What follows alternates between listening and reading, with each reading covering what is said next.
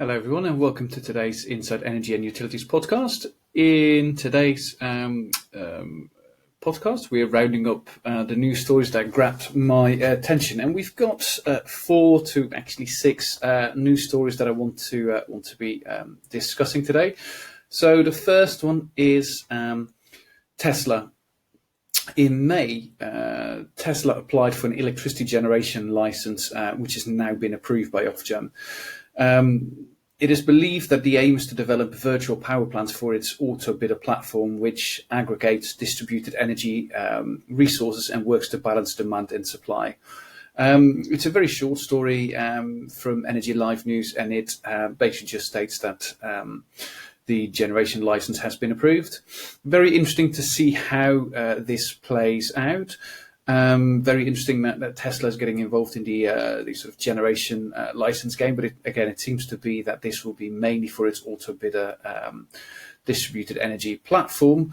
Yes, it will be interesting to see how it plays out. The interesting thing for me here is to see how it plays out and what role it will start playing in the flexible grid. My feeling is it's going to be quite a bit. It seems to me that Tesla is leading the electric car revolution. From there, they can create a lot of flexibility. By the time you come home, plug in your car, you can start balancing the grid with your car. So rather than going onto the grid, you can use the power that's in your car, particularly at peak times.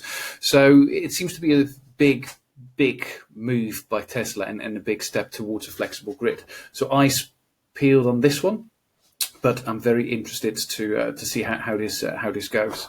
So I'm presuming that we'll talk more in the future about what this means, but very exciting times. The second one is the IEA Report, which is the International Energy Agency, I believe. They had a fascinating story. Essentially, they produced an annual report, which is the World Energy Investment 2020, and it was published last month.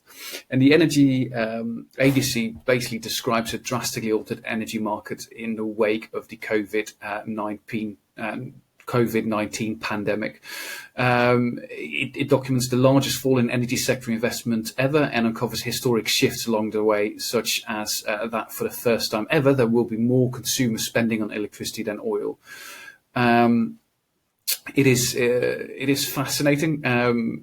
It's sort of, there's a few news stories along this line, and another one that I'll pick up on. For me, the thing that is interesting that it highlights the largest fall in energy sector investment, a drop from 1.9 trillion to 1.5 trillion, and particularly the sort of transitioning shift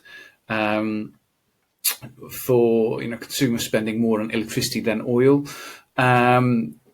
That is obviously the sort of energy transition in progress. We're electrifying large parts of the grid as we're trying to sort of move away from fossil fuels.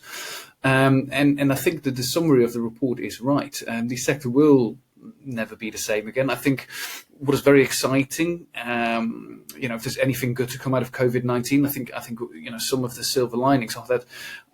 I think we've seen the energy sector is able to sort of cope with a drastically different profile of energy usage, but also that actually renewables now have a very big part to play in this grid, and I think it shows that the energy transition is a reality, and probably a reality that it's been hard to see. It's been very much a vision, but I think COVID-19 has shown that actually the energy transition is real, and we will move away from fossil fuel, which is interesting and exciting, and it must be scary for some of the oil majors to see how are they going to respond. So this report is very interesting. I think it states bluntly that the energy industry that emerges from this crisis will be significantly different than the one before, and I think that's right. And this leads on to The other story, which is very much related to this, investment bank Goldman Sachs has had another report out. It's along the similar lines of the IEA report. It sort of backs up a bit of a gut feeling that I've had about the energy transition. But Goldman Sachs published a report called Carbonomics, and it concludes that investment in renewables would take a huge leap this decade, and that renewables could see a 16 trillion investment by the end of the decade. I believe that's cumulative over the decade. But again, it sort of builds on the story from the IEA, the energy report that they the World Energy Investment Report that they published. And I think Goldman sort of is saying exactly the same thing. The energy transition is in full progress.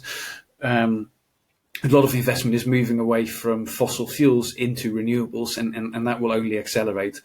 It also states that as soon as next year, renewables will capture more investment than oil and gas, and that will be for the first time in its history. So again, both the IEA story and the Goldman report sort of back up this view that the energy transition is in full swing, and that if anything, COVID-19 has focused and the attention of the industry and shown the industry that actually this transition is happening.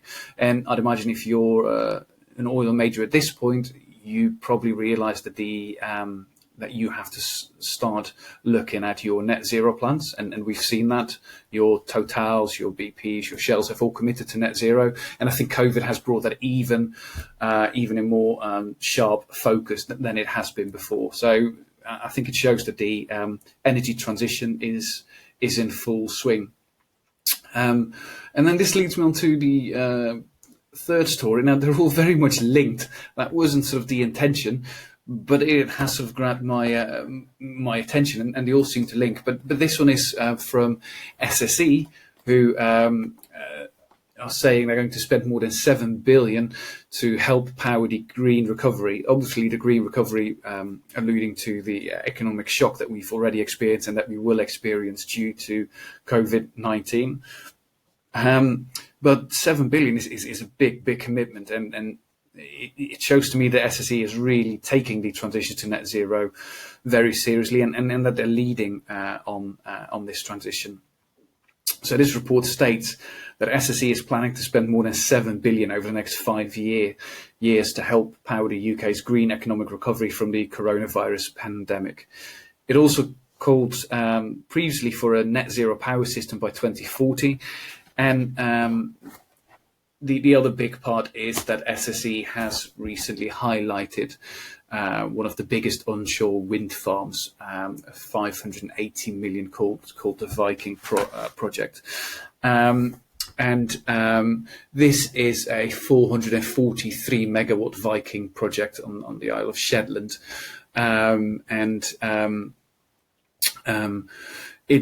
I think all of this shows that SSE is very serious in the net zero transition. And to be honest, the figures that we're speaking about, 7 million borne by a private firm to sort of dedicate to